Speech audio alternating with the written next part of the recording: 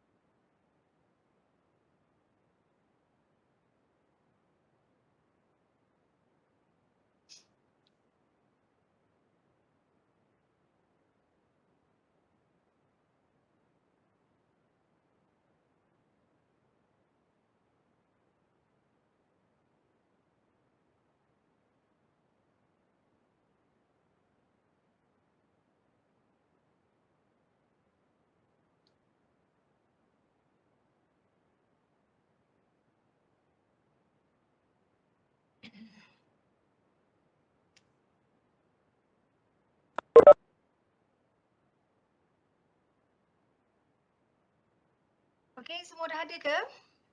Baru 26?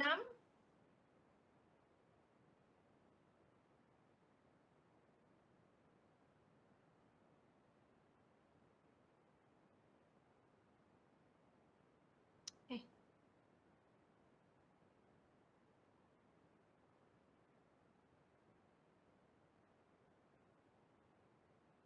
semua dah ada? Boleh kita start sekarang? Kita dah tunggu lebih kurang 5 minit dah. Ada berapa orang lagi?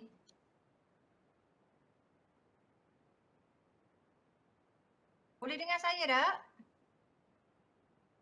Saya tak dengar. Boleh doktor. Boleh Okey, so you all ada berapa orang lagi ni Saya tengok.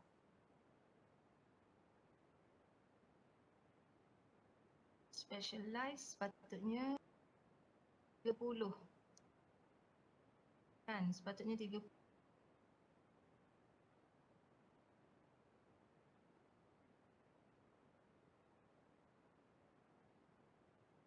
So akan sepatutnya 29. Okey, boleh saya tanya tak grup ni ada siapa nama tu? Allahu Akbar. Yang tangguh pengajian sem lepas tu nama siapa? Kenapa saya tak mari pula nama ni? Apa nama dia? Azim ke Azim? Nama siapa Kawan awak yang lelaki, siapa ingat? Farhan? Oh, Farhan. Ya doktor, panggil saya ke? Zakwan? Mana Zakwan? Kawan awak yang sem lepas ada seorang yang tangguh pengajian. Nama siapa?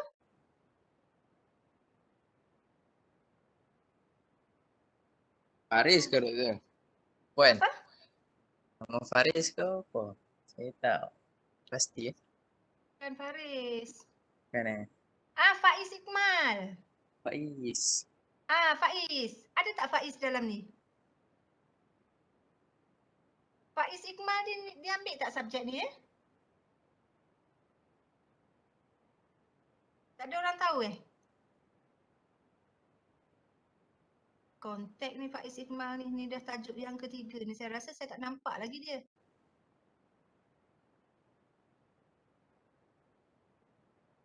Dalam senarai nama pun tak ada nama Faiz Iqmal kan? Yang awak bagi tu Zakwan? Zakwan? Hello? Tak ada Puan. Untuk Tak ada kan? Senarai nama tu awak ambil kat mana? itu saya ambil dekat yang lama punya, yang senarai nama kelas saya. Oh, bukan ambil dengan Dr. Fairuz lah. Tak. Okey. Tak apa, saya check Dr. Fairuz lah lepas ni. Okey, saya rasa kita start untuk hari ni sebabnya kalau nak tunggu semua masuk, kita dah tunggu around dah dekat 10 minit. Okay, so kita start hari ni dengan tajuk ni pendek je, HSG. Okay, so what is the abbreviation of HSG? HSG is, saya dah ni ke belum? Okay, dah record. HSG is Hysterosalpingogram atau gram. Grafi atau gram tak kisah. Tapi salpingo tu kena betulkan ejaan. Okay, Hysterosalpingogram.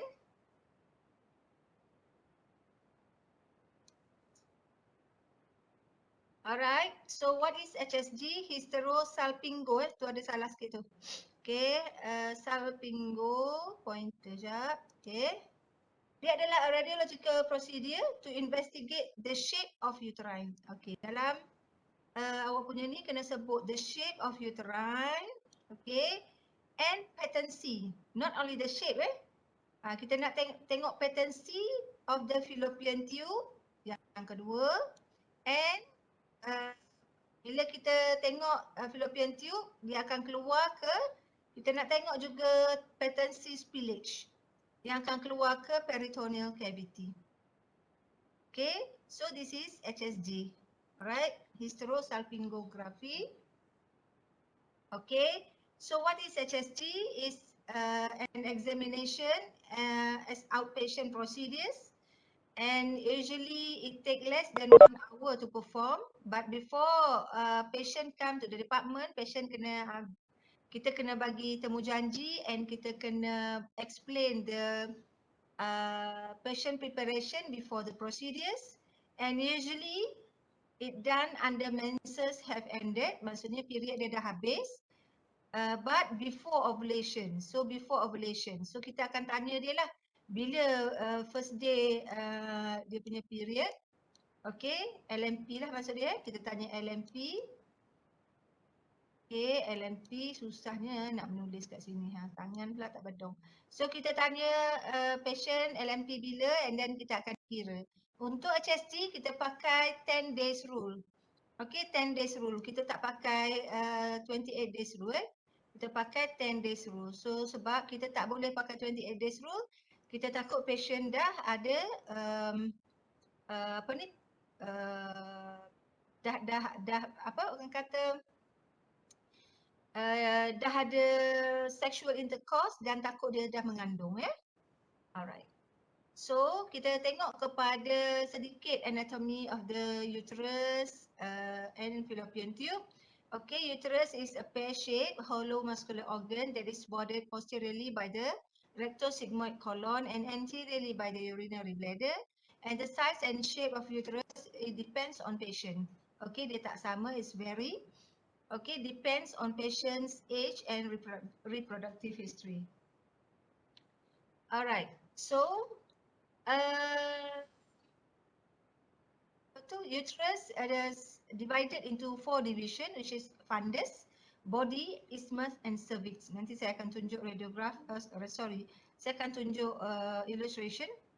And the narrow constricted segment often described as the lower uterine segment that joins the cervix at the internal os is the isthmus. Okay, and the cervix is the distal cylindrical portion that projects into the vagina ending to the external os. External kat luar, internal is kat dalam internal os. Alright, so this is what I mentioned just now. Okay, this is the fundus of the stomach. Okay, biasanya V shape lah kita punya wanita punya. Okay, V shape. 3 segi lah V and 3 segi. So yang atas ni adalah fundus. Okay, this is body of uterus. Okay, so yang kawasan yang kecil dekat dalam ni is internal os and outside is external os. Okay, and bila kita masukkan catheter, kita masukkan from here up to sini je. And kita inflate the balloon. Okay, bila dia sampai kat sini and then kita inject kontras and kontras akan masuk sampai ke sini kalau dia normal. Okay, kalau dia tak normal, dia akan block lah somewhere, sama ada kat sini dia sampai ke ataupun sampai kat sini dia berkumpul dalam uterus je, so it depends. Okay, the major internal organs of the female reproductive system include the vagina and uterus.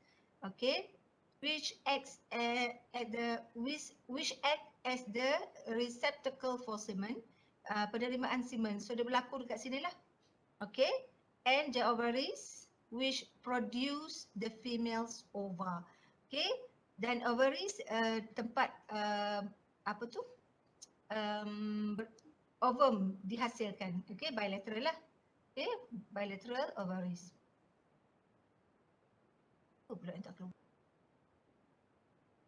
Alright, okay, ni ovaries. Okay, dia akan keluarkan ovum, okay, dan akan disenyawakan. Okay, akan disenyawakan. Sekiranya dia tak disenyawakan, dia tak jumpa, okay, the semen akan keluar je. Okay, dia akan keluar ke peritoneal cavity. Okay, ataupun kalau dia tak jumpa, ovum ni akan pecah dan akan keluar sebagai darah head lah. Alright, and the vagina is attached to the uterus through the cervix, while the fallopian tubes connect the uterus to the ovaries. Okay, this is cross-sectional of the uterus. Okay, yang ni rasanya tak perlu saya terang because you dah belajar dengan Dr. Anwar. Alright, this one also. Okay, this one also. Okay, so indication for macam saya sebutkan sebelum ni, you kena tahu what is indication, contraindication, complication. So sepatutnya benda tu dah berada di your fingertips. Okay, so indication for HSG usually infertility, either primary or secondary infertility. So what are the differences between primary infertility and secondary infertility? Okay, primary infertility, patient yang tak pernah ada anak langsung, tak pernah conceive. Okay, tak pernah conceive. Maksudnya mungkin dia dah kahwin 4, 5, 6, 7, 8 tahun, tak pernah sekali pun dia disahkan mengandung. That is primary infertility. So secondary infertility, mungkin dia pernah mengandung atau gugur, atau dia pernah mengandung dan ada anak seorang, after 5 years, 6 years, beberapa tahun, dia tak mengandung dah. That is secondary infertility. Okay, itulah perbezaan primary or secondary infertility.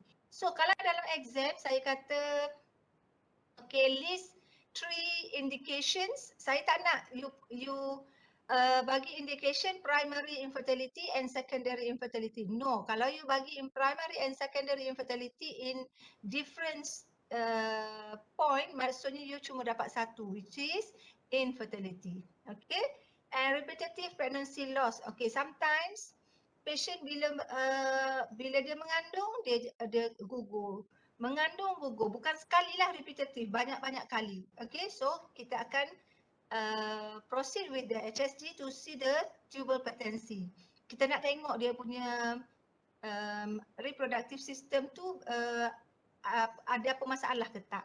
Okay, and sometimes only very rare lah, sebab sekarang ni kita dah ada CT scan and arrival.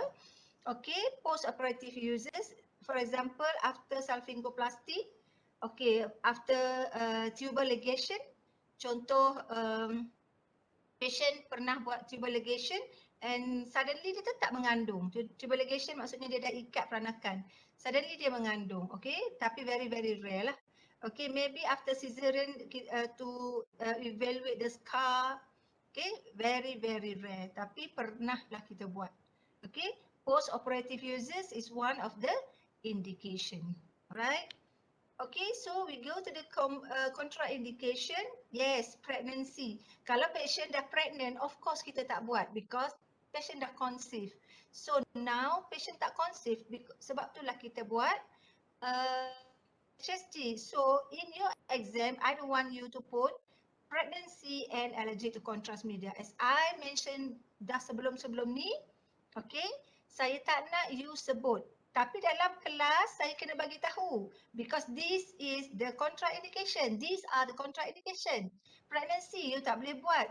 Okay, radiological procedure under x-rays if patient pregnant. Okay, kita juga tak boleh buat kepada patient sekiranya patient ada history of allergic to contrast media. I have to tell you. Okay, but in your exam I don't want this to answer in your exam because this is well known. Okay, so what are the contraindication that you kena sebut dalam exam? Contoh, recent dilatation and curettation or recent abortion. So you must tell recent, okay, recent DNC or recent abortion. Although now kita dah tak pakai oily contrast media, it's very apa? Sekarang kita dah pakai water based kan. So jarang dah kita dapat this contraindication. But in the book, in special examination book still ada recent. So kena sebut recent sebab how recent is recent. Okay? Contoh, bertahun-tahun dah dia buat DNC baru you nak cakap recent. Taklah. Recent maybe within 1 month, within 7 days, 2 weeks, that is recent. Okay?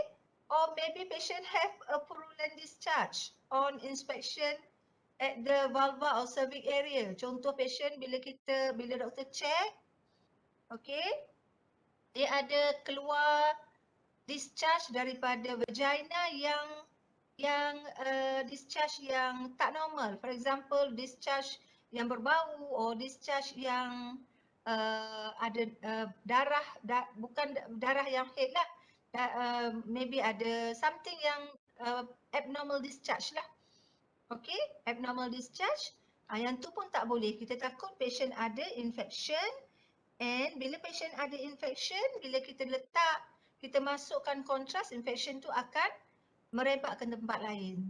Okay, alright. So equipment apa yang biasanya kita gunakan? Okay, HSG kita buat under fluoroscopy unit.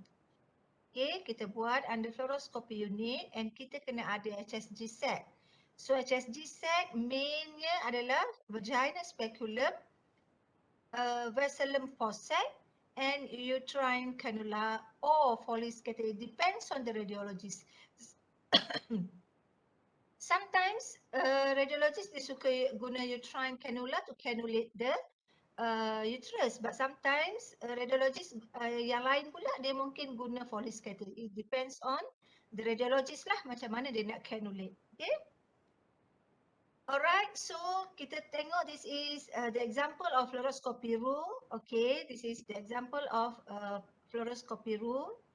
Memang kalau kita sebagai radiographer and then kita nak set up fluoroscopy room in new hospital, for example hospital yang baru ni tu, yang hospital kita HP Uniza, okay, kita kena ambil kira benda-benda ni. Kalau walaupun kita beli untuk department, kita kena ambil juga yang ada chest stand and also ada second tube macam yang dalam gambar ni, because maybe in other projection, in other procedures kita nak guna the second tube tu. Tapi untuk HSG kita tak gunalah. Okay, kalau HSG kita akan guna mesin ni at the edge of the kaki tempat stand tu, foot stand tu kita akan disconnect and patient akan duduk at the edge dalam keadaan Trendelenburg. Okay. So this is the lithotomy, lithotomy position, Trendelenburg pula. Lithotomy position. Okay, Trendelenburg pun boleh juga. Okay. Okay, this is the lithotomy position. Okay, patient kena angkat macam dia nak bersalin tu and then doktor akan cannulate. Okay, these are the HSG set that I mentioned just now. This is forceps. Okay. Ni HSG yang tube ni, okay. Dia nampak tak? Ni dia pakai Foley's catheter yang dia dah attach dengan syringe, okay. Okay, this is vacillum, sorry, this is vacillum. Yang kata mulut itik, this is the mulut itik okay. Dan tak ada cannula kat sini. Sepatutnya ada satu cannula. Mana cannula? Tak ada cannula. Okay. Alright, this is cannula. This is cannula. Biru ni. Okay. Alright, first yang ni HSG set yang kita ada plastik punya. Okay, this is plastik punya. Yang ni dia di Uniza ada Di Uniza ada, ni swab, ni apa? Nama ubat ni. Untuk cuci lah, apa nama povidone. Kalau tak datang dia punya idea tu, povidone kita cuci dulu. Okay. Right. So patient preparation. Bila patient datang ke department, okay, patient akan diberi appointment. Okay, during appointment kita akan bagi tahu kita as a radiographer. Bukan doktor yang bagi tahu ya, doktor tak dia akan buat prosedur. Yang bagi tahu, yang bagi appointment adalah radiographer. So kita kena betul-betul apply ethics and professionalism at this time. Because HSG is very sensitive. Okay, kita nak examine the private part of the patient. Okay, and then janganlah time kita nak bagi appointment tu awak tersengih-sengih. Okay, so kena betul-betul professional lah. Okay, panggil patient. Sometimes kita panggil patient and panggil dia punya spouse sekali. Maknanya panggil suami sekali masuk ke dalam bilik counselling because kita nak bagi tahu kepada patient and husband patient no sexual intercourse between the last period until the day of examination. Okay, make sure patient tak melakukan hubungan daripada first period, bukan first period, daripada last dia habis period until hari pemeriksaan. Katakanlah berlaku juga, we hope that dia pakai a reliable method of contraception. Okay, so no sexual intercourse between the last period unless she uses a reliable method of contraception. Okay, and the examination may be booked on 4 to 10 days after first days of menstrual period. Kita kira daripada hari pertama dia period. Okay, that is for regular 28-day cycle. Kalau orang Malaysia, okay, kalau orang Malaysia biasanya period dia sampai 7 hari. Macam mana kita nak bagi hari keempat? Kita tak boleh bagi hari keempat. Kalau orang-orang, kalau macam sebelah Mak Saleh, orang-orang Mak Saleh, dia period sekejap je. Dia period dalam, tak tahulah, takut ada yang lama. Tapi kebanyakannya macam tu. Okey, hari kelima dia dah berhenti. So, hari ke-9 kita dah boleh proceed dengan procedures. Tapi untuk kita di Malaysia, khasnya, okey, biasanya kita akan buat around 8 hingga 14 hari. Okey, kalau di HSNZ, kita apply yang tu. Okey, di Hospital Sultanah Nur Zahirah. Sebab apa? Sebab bila dia dah habis period, tunggu sehari dua lagi baru kita buat. Kalau dia dah 7 hari, dia period, 7 tu baru betul-betul habis. So kita akan buat hari ke-8 ataupun hari ke-9. Okay, kita tak boleh masa dia active bleeding. Right? Okay, and the technique, patient lies supine on the table. Okay, and then patient kita bawa ke edge of the table with knee flex and leg abducted. Macam saya tunjuk gambar tadi. Okay, that is called lithotomy position. Okay, and using aseptic technique, insert a speculum. Okay, speculum and clean the vagina. Yang ni doktor lah akan buat, cuma awak kena tahu je step-step ni. Kita tak adalah nak cakap awak kena tahu in detail because prosedur yang nak masukkan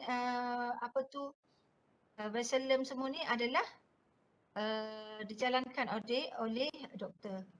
Okay, cuma apa yang you perlu tahu, kita kena insert speculum, kena bersihkan dulu the cervix using chlorohexidine and insert vessellum and the cannula into the cervical canal. Cervical canal, and bila kita dah masuk the cannula, kita kena expel the air bubbles from the syringe. Okay, and the cannula. Because kalau you just inject the contrast with the air bubble, it will mimic as a pathology. Macam juga dalam IVU, macam juga kalau dalam IVU tak boleh masuk air bubble sebab dia masuk blood vessel. Tapi dalam HSG and ERCP dia tak boleh masuk air bubble sebab it will mimic as a pathology. Alright, so air bubble can cause confusion in interpretation and inject contrast slowly under intermittent fluoroscopic control If spasm occur, usually kita akan bagi IV glucagon. Tak semua patient kita akan bagi. Okay? Kalau patient yang memang restless, or patient memang datang memang dah takut, ataupun patient memang bila kita dah buat, baru kita dah nak masuk catheter tu dah rasa macam patient ni spasm, so kita akan bagi IV glucagon. Okay? Alright, and then the procedure, contrast medium injection into the uterine cavity through the vagina and cervix. If the fallopian tube are open, the contrast medium will fill the tubes and spill out into the abdominal cavity. Okay, maksudnya bila kita dah masukkan kontras, after we expel the bubble tadi, kita akan masukkan kontras. Kalau salur fallopian tu adalah normal, dia akan terbuka, maksudnya bukan terbuka tenganga macam tu. Okey, dia akan the contrast tu akan free flow from the uterus to the bilateral fallopian tubes and akan keluar ke abdominal cavity. We call it spillage to the peritoneal cavity. It can be determined whether the fallopian tubes are open or blocked and whether the blockage is located at the junction of the tube and uterus or whether it is end of the fallopian tube. So katakanlah dia tak keluar, tak ada spillage, tak ada, you cannot see spillage after delay 10 minutes pun, you cannot see spillage at the peritoneum cavity, meaning that there's something blocked somewhere lah. So masa ni kita akan tengok lah. Okay, bukan masa ni. Daripada kita inject kontras tadi pun kita tengok. So dia blocknya kat mana. Alright. So this is the example, the illustration of the contrast. Yang hitam tu contrast. Okay. You can see here, bila kita dah masukkan contrast, and yang hitam ni contrast. And daripada sebelah kanan ni, kita boleh nampak free flow the contrast media to the fallopian tube and keluar to the peritoneal cavity. But on the left side, dia block dekat. Okay. Dia block kat sini. Alright, so this is the injection of contrast media using catheter, okay, Foley's catheter. Kalau kecil macam ni Foley's catheter. Kalau cannula dia satu ni lah, macam rod macam tu lah. Okay, kalau Foley's catheter ni dia lebih flexible. Okay, right. Okay, so this one dia ada video dia, tapi masa saya cari tadi, dia tak duduk sekali dalam folder. Jadi saya tak boleh run dia punya video. So video dia saya letakkan dalam klip. Okay, saya letakkan dalam klip. Okay, ideanya bila dia dah masukkan kontras, yang putih ni kontras, and the kontras akan masuk ke dalam uterus. Okay, dia fill dalam uterus cavity first and then dia akan pergi ke fallopian tube and keluar sebagai spillage. Okay, kalau you tengok kat sini, okay, this is normal. Okay, this is normal. Tapi kalau you tengok, dia punya uterus lain macam. Sepatutnya V-shape ke bawah, dia pasal lain. Tapi still dia ada spillage. We cannot see we can see bilateral. Okay, bilateral, what we call that? Bilateral fallopian tube, but the patency of the tube agak pelik. Okay, alright. This is the normal shape of uterus, but you can see here the spillage on your right. Sorry. Okay, we can see on your right the spillage to the peritoneum cavity, but kat sini dia senyap je situ. Dia block kat situ. Okay. Kalau yang ni sebelah kanan nampak okay. Mana kanan, mana kiri? This is kiri. This is kanan, sorry. Yang kiri nampak okay. Yang sebelah kanan dia senyap kat situ. Dia tak ada dah free flow of the contrast kat sini dan keluar as a spillage, dah habis. Tak ada. Okay. So, dia block lah kat sebelah kiri. Alright. Okay, video dalam klip. Okay, after that, ni kita punya kerja lah. Okay, so kita akan ambil undercouch tube. So first, before the procedures, kita akan ambil preliminary film cone PA view of pelvic cavity. Okay, why PA? Because kita guna undercouch tube. Kita bukan guna overcouch tube.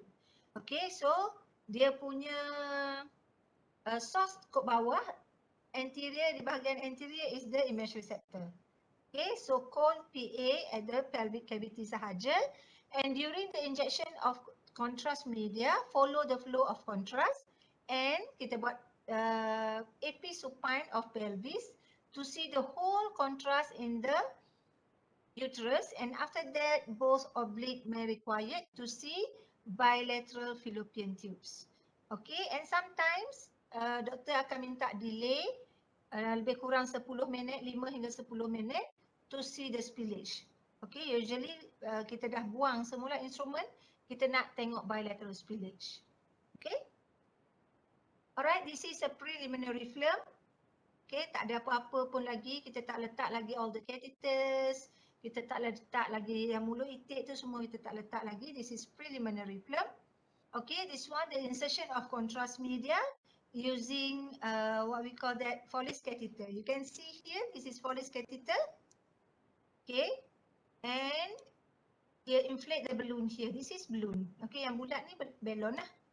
Okay, so that the catheter is in place, tak dislodge. Okay, and the insertion of contrast media fill the uterus, and kita dah nampak, okay, dah keluar ke bilateral fallopian tube and bilateral spillage to the peritoneum cavity. So this is normal. Alright. Okay, figure 1 also, and figure 2 we can see on the right side, this is right. Okay. Semua saya tersalah. Nanti sekejap. Right ke left ni? Sebab bila tak ada marker ni jadi confused. Sebab kadang-kadang dia tengok dia apa tu? This right. Yes, this is right. Sekejap. Apa yang ni? Yes, this is right. Sebelah ni is right. Is right.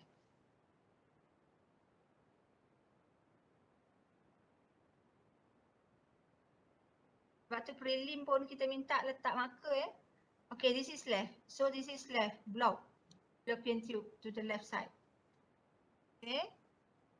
Alright, aftercare. Must be ensure that patient is in no serious discomfort. Make sure patient tak ada significant bleeding. Okay, check first before she leaves the department. And tell patient that maybe bleeding per vagina may occur 1 or 2 days. Pain pun ada up to 2 weeks. Tapi kalau ada bleeding, abnormal bleeding, kita kena bagi tahu, kena pergi jumpa doktor yang berdekatan lah. Okay. Okay, so the complication of the HSG, okay, kalau nak ikutkan, HSG is considered is a very safe procedures. Adalah prosedur yang selamat. Okay, jaranglah sepanjang saya buat HSG di HSNZ, selama 10 tahun kat sana, saya buat tahun pertama tu saya tak involve lagi dengan fluorotim, tahun kedua baru saya involve dengan fluorotim. So far kita tak jumpa lagi patient yang ada complication after HSG lah. However, a set of recognized complications, some serious which occur less than 1% of the time. Contoh, patient ada allergic to contrast media, very rare actually.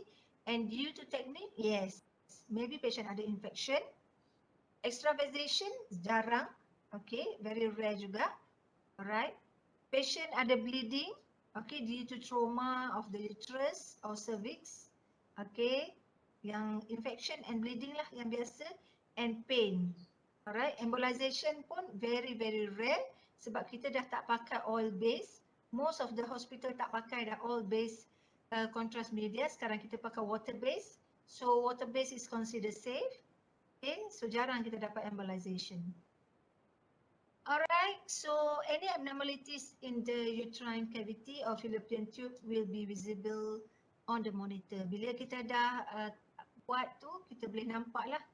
Okay. Sama ada kalau ada abnormality, kita boleh nampak terus on the monitor lah. Okay. So a normal result show the filling of the uterine cavity. Tadi saya dah bagi tahu kan macam mana normal result bila you nampak uterine cavity ataupun uterus, ruang uterus tu fill of contrast, meaning dia dah normal shape of uterus, and bila ada bilateral filling to the fallopian tube and spillage, meaning that the result shows a normal result. Okay, so kita tengok filem. This is the normal result. Okay, this is a normal shape of uterus. Oh sorry, this is the normal shape of uterus. The problem, okay, sometimes patient, okay, dia punya uterus ni retroverted. Instead of os dia duduk kat sini, dia duduk sengit sikit. Mungkin os dia duduk kat sini atau totally retroverted, os dia duduk dekat atas ni. Yang tu masalah patient nak conceive. Okay. Alright, this is a normal HSG also and normal shape of the uterus. Okay, this one also. Alright, this one also normal HSG. Okay, this is abnormal HSG. You can see the shape of uterus, irregular shape. Nampak tak? Menggerutu, guduk-guduk macam ni. This is abnormal. Okay, this is abnormal. Okay, this one also abnormal shape of the uterus. Uterus tidak akan jadi macam buah apa ni. Okay, this is a abnormal shape of uterus. Okay. This one also abnormal shape of uterus. Okay, bilateral, dia ada nama dia ni. Sepatutnya satu, dia jadi dua macam ni. Okay. Walaupun dia ada spillage, but it's very difficult to conceive. Okay. Alright, this one also abnormal HSG. Alright, this is a normal shape of apa nama tadi? Uterus, but there's no spillage. There's no, we cannot see the fallopian tube at all. Bilaterally. Dua-dua kita tak boleh nampak. Okay. Alright, with that, thank you. Any question for from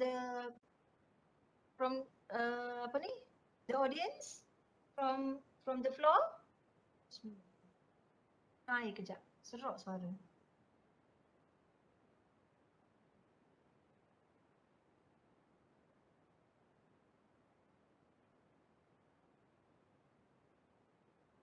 Okay, ada soalan?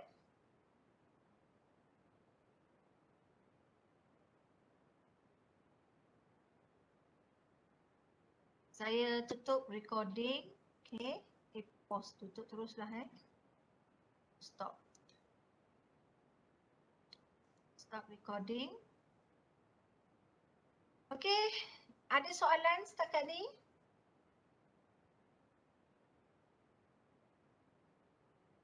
Senyap lah ke petang-petang tidur ke mana?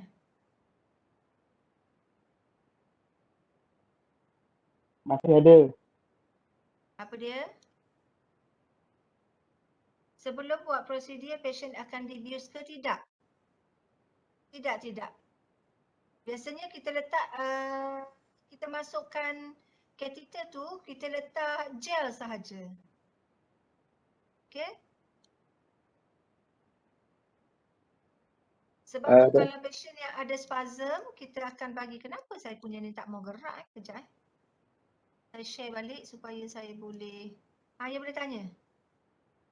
Suara siapa tadi? Nak tanya apa? Saya doktor. Ya. Saya Saya Puan. nak tanya. Siapa ni? Nur Hisham ke? Ahmad Farhan? Ya, Belum ya. doktor lagi Syarhan? Tak larat Maaf. kan ambil doktor, cukup sampai setakat ni je. Faham. Okey, apa dia tu?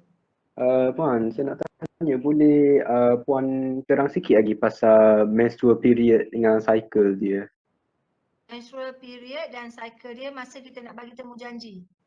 Ya, saya kurang faham pasal tu. Okey, jap.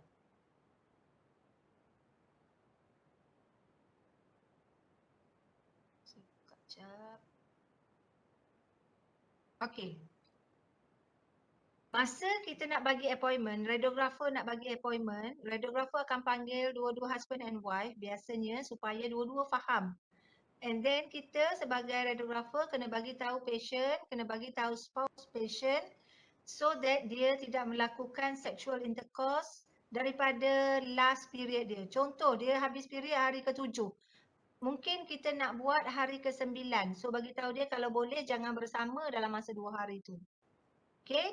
Sebab apa jangan bersama? Sebab kita takut dah ada persenyawaan. Kena bagi tahu. Kadang-kadang encik suami ni, alah tak apa, dia tak tahunya kita bersama ke tak bersama. Tu selalu kita dengar.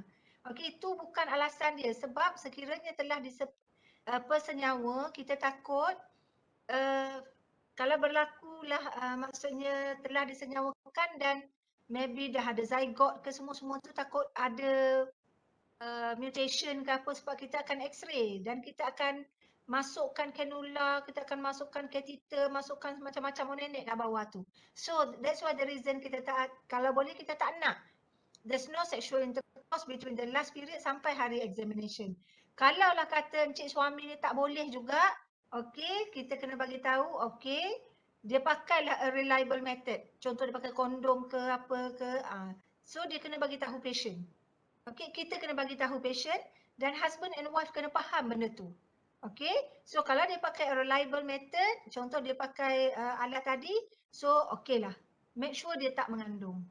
Okey, and pemeriksaan akan dibuat pada hari ke-4 hingga ke-10, tapi dekat Malaysia biasanya 8 hingga ke 12, 13, 14 macam itulah. It depends on the patient punya period. Katakanlah orang kat Malaysia ni paling-paling comel pun period dia 7 hari, 8 hari. Ada orang dekat Malaysia ni memang ramai lah yang period dia sampai ke 12 hari. Takkan awak nak buat time active bleeding kan, ataupun still ada bleed. Okay, so biasanya kita akan buat bila betul-betul dah tak ada bleeding. Okay, so kalau patient yang 7 hari dah habis, biasanya kita buat hari 8, 9, 10 macam tu. Kalau kata patient hari ke-10 baru habis, mungkin kita buat hari ke-12, 13, 14 macam tu. Tapi kita tak buat lepas hari 15. Hari ke-15 kita tak buat dah. Sebab masa tu dah waktu dah nak ovulation. So kita nak avoid ovulation. Kita tak boleh dah time ovulation baru kita nak buat. Okay? Alright. So senyap dah ni. Tu sajalah untuk cycle dia. So bila kita kira, macam mana kita kira 10 hari ke 8 hari daripada hari pertama dia period, bukan hari akhir dia habis period. Okay, katakanlah makcik dia tak datang pula. Okay, kakak A dia datang pada hari period dia hari ke-7. So tanya mungkin hari ke-7 tu 7 hari bulan. Maksudnya dia period 1 hari bulan. So masa kita nak bagi appointment hari ke-10 for example, kita kena kira daripada hari pertama. So 1 hari bulan sampai 10 hari bulan lah. 10 hari bulan 11 baru kita bagi appointment. Macam tu. Okey, boleh faham? Farhan ke siapa tadi tanya? Ya, saya Puan. Terima kasih. Saya faham molek lah. So ada lagi nak tanya? Kalau patient tak tahu dia pregnant lepas tu proceed, tak boleh. Kalau dia tak tahu dia pregnant, memang kita tak buat. Sebab sebelum kita nak buat, kita tanya dulu bila dia tarikh period dia. Contoh kata makcik A tadi. Okey, kakak A tadi, dia datang, dia period tadi 1 hari bulan. Dia datang 28 hari bulan. Kita tak buat dah sebab within 28 days. Okey, kita tak buat dah. Sebab biasanya kita akan pakai 10 days rule. Ada hospital dia akan buat. Cumanya kalau dia HNZ kita tak buat dah. Sebab kita akan suruh tunggu the next period baru dia call kita dan kita akan bagi appointment. Itulah HSG. Kita tunggu dia period. Okey, period bila pula agak-agak? Oh, mungkin minggu depan dah ni period ni. So, kalau dia kata minggu depan dah period, okey puan balik dulu. Bila puan dah period, puan call saya untuk bagi tahu puan dah period dan berapa hari kita akan bagi. Kita akan book appointment. Macam tu. Okay, Suhaila boleh faham?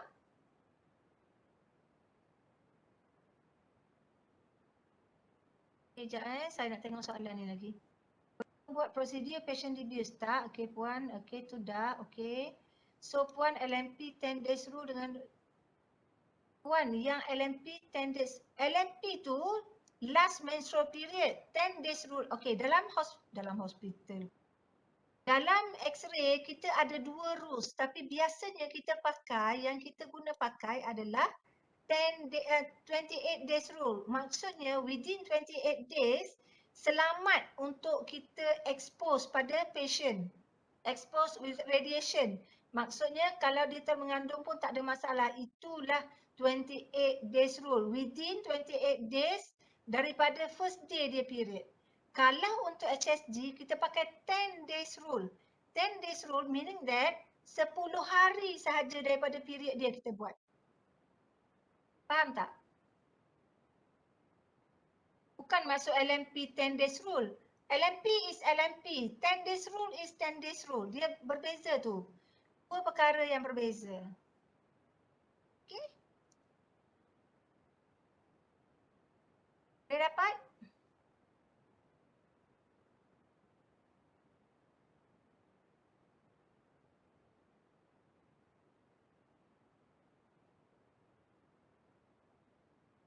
Ada soalan lagi ke?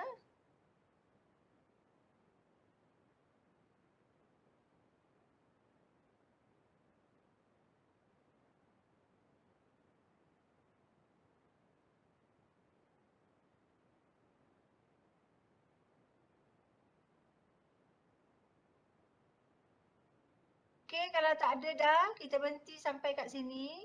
Okay, ada lagi Sekejap. Okey, Fada dah faham. So, saya rasa tak ada dah. Soalan dekat chat pun dah tak ada. Okey, stop sharing. Okey, kalau tak ada apa-apa, kita berhenti sampai kat sini. Tadi saya cakap dalam setengah jam, terlebih juga. Terlebih dalam 15 minit. Sorry, saya minta maaf. So, walaupun hari ni hari kemerdekaan, so kita terpaksa buat kelas sebab kelas kita banyak sangat jatuh pada hari-hari cuti lah. Okay, so selamat hari kemerdekaan semua. Harap-harap you all faham lah apa itu makna merdeka sebenarnya. Okay. Alright, thank you very much. Jumpa lagi insyaAllah next week. Okay, Assalamualaikum dan selamat petang. Take care, jaga diri, jaga SOP. Okay, jumpa lagi. Bye. Waalaikumsalam Puan. Terima kasih ya. Assalamualaikum Puan. warahmatullahi wabarakatuh. Terima kasih Puan. Thank you Puan. Sama-sama. Puan boleh share ke dalam grup WhatsApp? Boleh share apa? Siapa? Farhan? Share nota ke grup WhatsApp. Klip saya dah letak. Okay, so boleh tengok dekat klip. Sebab klip saya dah activatekan semalam. Okey, terima kasih Dok. Tolong. Okay. Alright, Okey, thank terima you. kasih Puan.